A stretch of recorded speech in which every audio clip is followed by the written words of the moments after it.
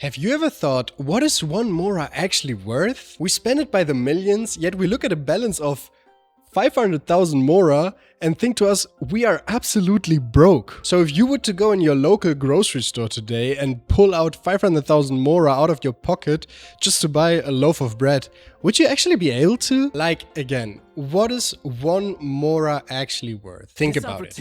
We treat Mora like... Well then, amuse me. Surrender Wait, is a valid option. let me get rid of him real quick. So we treat Mora like it is absolutely worthless, but by the end of this video, I'm going to prove that leveling a character from 80 to 90 is actually worth more than a month's salary, and that the Traveler is otherworldly levels of rich. But before we can calculate our net worth, we hit a massive roadblock. Teyvat's economy looks completely random. Just look at those prices. A single glass of milk is 100 Mora. Cafe toast with, I don't know, egg and milk is 1,025 Mora. We have to find a good exchange rate, and I actually found a near perfect one. And to crack that roadblock, we actually have to look at the absolute basics. Let's look at the groceries we can find in just the everyday normal store. A single glass of milk is 100 Mora. A bag of wheat, 100 Mora. And a bag of rice, 100 Mora. So if we look at the real life prices from these kind of items, we can actually see that they all sit around a $1 mark. So like a kilo of flour or a liter of milk sit around that $1 mark. So the baseline we established is that 1 Mora equals exactly 1 cent.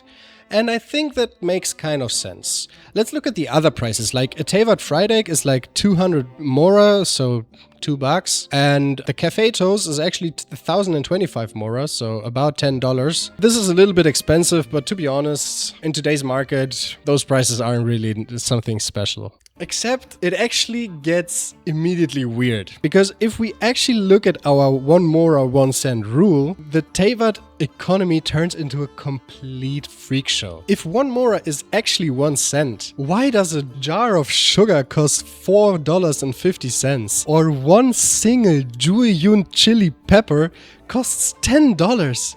Like, $10 for one pepper. And the absolute insanity, you can get one lethal spare for 600 Mora? $6 for a fully functional forged steel military spare, and that is even less than a sandwich and a single pepper? With those items on the Teyvat market, our rule could actually collapse again. And I know we are actually still breaking the topic down, but I wanted to ask you if you could actually hype the video and leave a comment on just feedback, how you enjoy the content so far, and also like and subscribe. But to make sense of those kind of prices, we actually have to look at our real world economy and compare it to the Teyvat economy.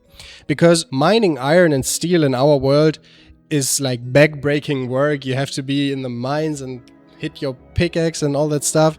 And in Genshin, you just walk around, you take your Claymore character, you hit it once.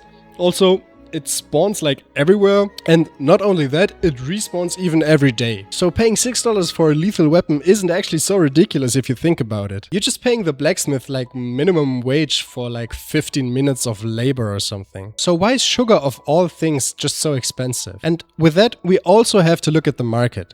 There are no industrial refineries where someone could like throw 1,000 sweet flowers in and get sugar out. No. Some poor guy actually has to like, I don't know how to get sugar, to be fair, but like however you do it without industrial refineries, some guy has to do that. And that kind of explains the 450 just so you can cook your food. So the weird prices aren't that weird after all. If we look at our 1 cent baseline and validate it now, we stumble actually into a much bigger revelation, and that is the Traveler's paycheck. Because if 1 cent is actually 1 Mora, the Traveler gets like 34,475 Mora just for doing his dailies and Catherine's bonus. And if you actually do the math, that's a 125k salary a year. But what about my fellow AR60 players? Your daily total jumps to 54,475 Mora, which is like $554 every single day. This is like a 200k yearly salary. Like, the Traveler is absolutely rich, and you get all of that just for clearing some hilly trail camps, or actually with nowadays like exploration points, not even that anymore. What about this ley line? This is a ley line like the golden ley line which you get Mora from, and 20 resin is actually 60,000 Mora. So 60,000 Mora is actually $600. If you spend one entire day's worth of resin for this ley line, you can actually get $5,400 a day just from this. We also have to talk about the paid battle pass. Maxing it out gives us 1.6 million Mora roundabout, which is like $16,000 every 6 weeks in our pockets just for doing like, I don't know, cooking food and forging iron and I don't know, clearing some camps and killing bosses.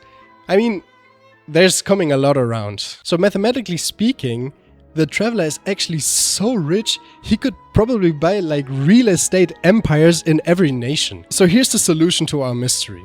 Why are we, like a hyper wealthy economic powerhouse, still doing some chores, doing labor for lazy NPCs, fight hilichurls, fight mechanical dragons, and I don't know, look for chests in the overworld? Because Mora is actually worthless to us. We are multi-millionaires trading our hard-earned fortunes for a chance at 20 Primo Gems. But in fact, it's actually a good thing we keep hoarding it. If the traveler actually found a way to bring his money into the real world, the influx of millions of dollars would break the economy completely, making the 2008 recession look like an absolute joke. So the next time you spend 700,000 Mora just to max out a talent from your character, think about it.